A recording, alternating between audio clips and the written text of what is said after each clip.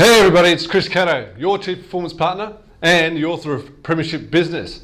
Now, what I do is I help business owners and entrepreneurs create that living asset which they can pass on and cash out with their golden nest egg after that 5, 10, 15 years of working in their business, creating that baby which is their business, and so they can actually pass it on and cash out their golden nest egg.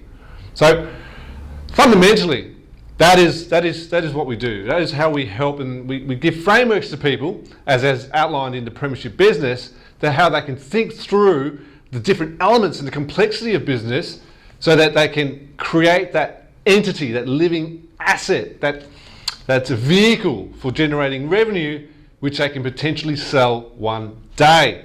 So what I'm going to talk to you about today is the myth of fail fast or failing fast. Now sometimes I've heard in many seminars that some people say, look, you've got to fail fast to get ahead in business. You've got to fail fast, so you've got to learn what doesn't work really quickly. There's some truth in that. You've got to learn what doesn't work really quickly. But you don't go seeking failure. Seeking failure is a bit like walking backwards to move forwards. You would never invest in something if you knew at the onset that it is going to fail.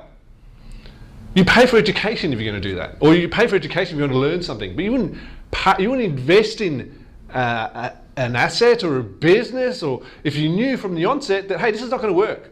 But hey, look, I might just throw away a couple $100,000 to learn. Now, well, you can go to school to do that. You can go to school to learn.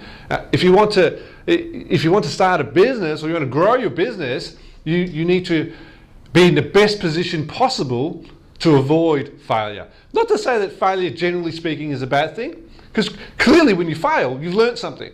And when you're a child growing up, you encourage your children to have a go. If they fail at something, hey, get up, have another go.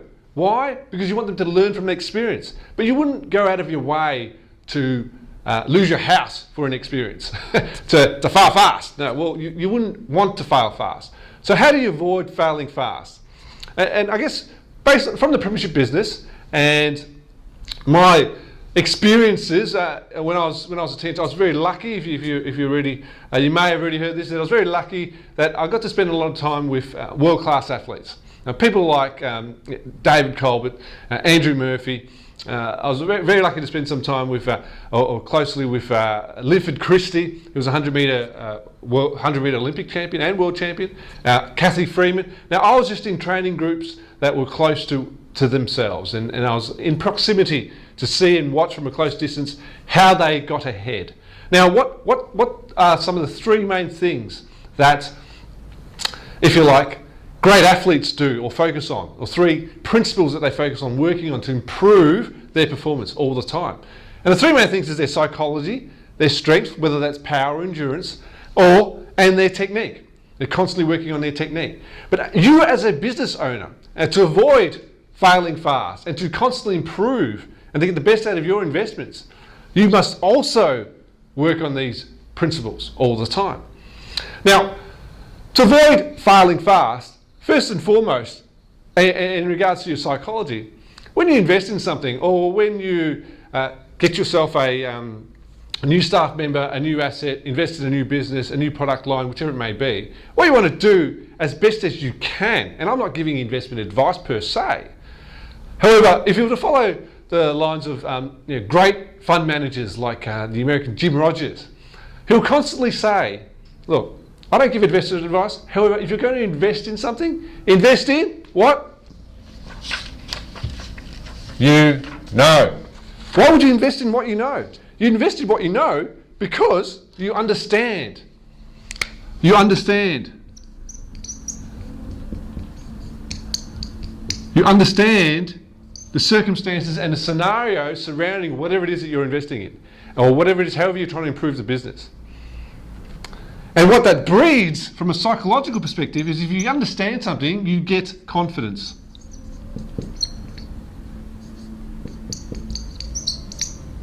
And when we have confidence, what do? We make better decisions. We have less sleepless nights.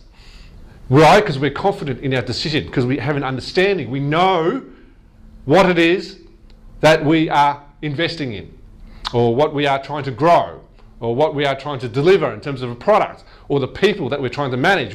We understand them. Now, if you don't understand, or you have, or it's an area where it's a little bit out of your area of expertise, then what you need to do next is you need to find people that you can trust.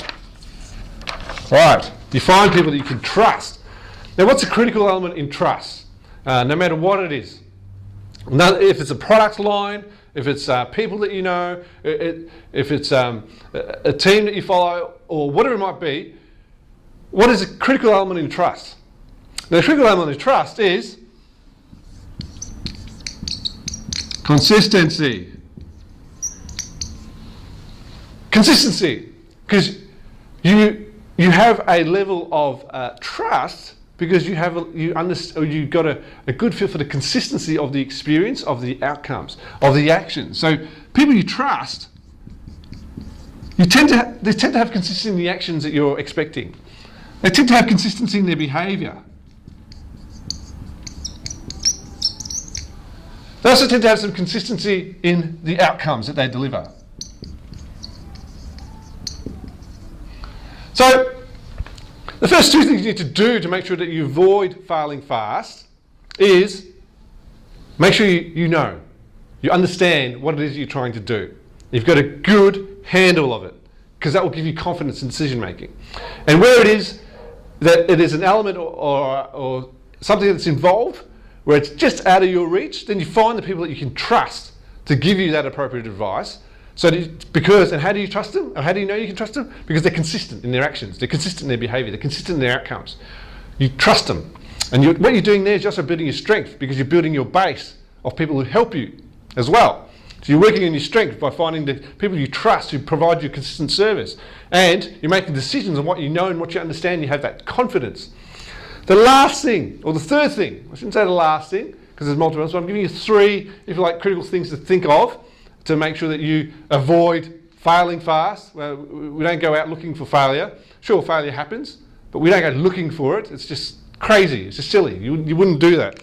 Now, technique. You work with your technique. And how do you work? What is it? What is it you need to do? Because you already understand what you need to do. You've got the confidence. You've got the people around you to help you.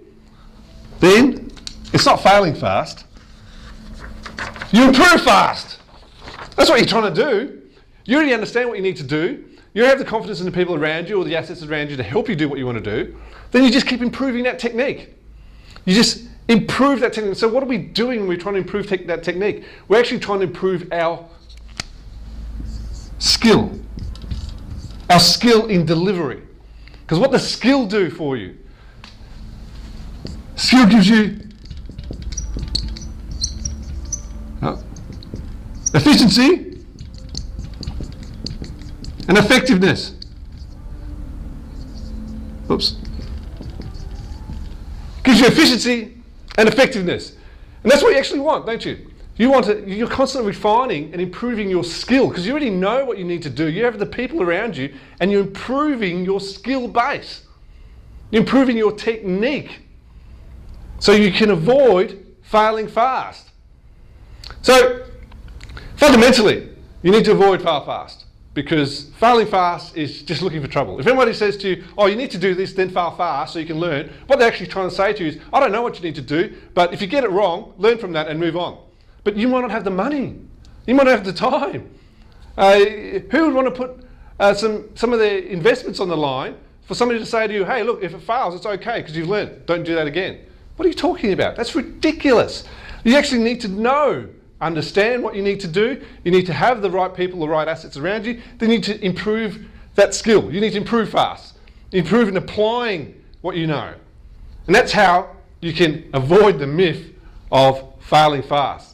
So I'm really excited, because what I'm going to do is, what I'll be releasing very soon is the Premiership Business Academy.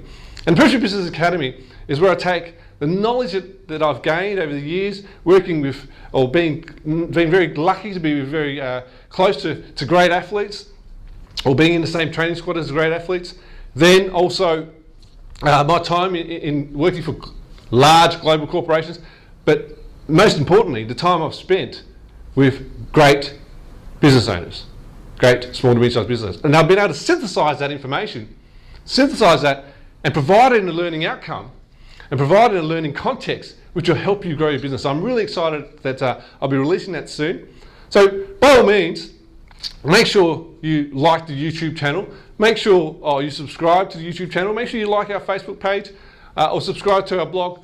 Why? Because I'll be in a position that I can actually share that with you. I can tell you when it's coming out, and you can test drive it, because I'll give you an opportunity to test drive that Premiership Business Academy. So I'm excited. I hope you've taken something away from this and you'll be able to apply this. Avoid failing fast, learn fast, improve fast, have confidence, understand, have trust in the people around you or the assets that you have, and improve fast. Don't fail fast. Now, darkness is the first enemy of mankind. So, by all means, surround yourself with people who enlighten your day. Bye for now.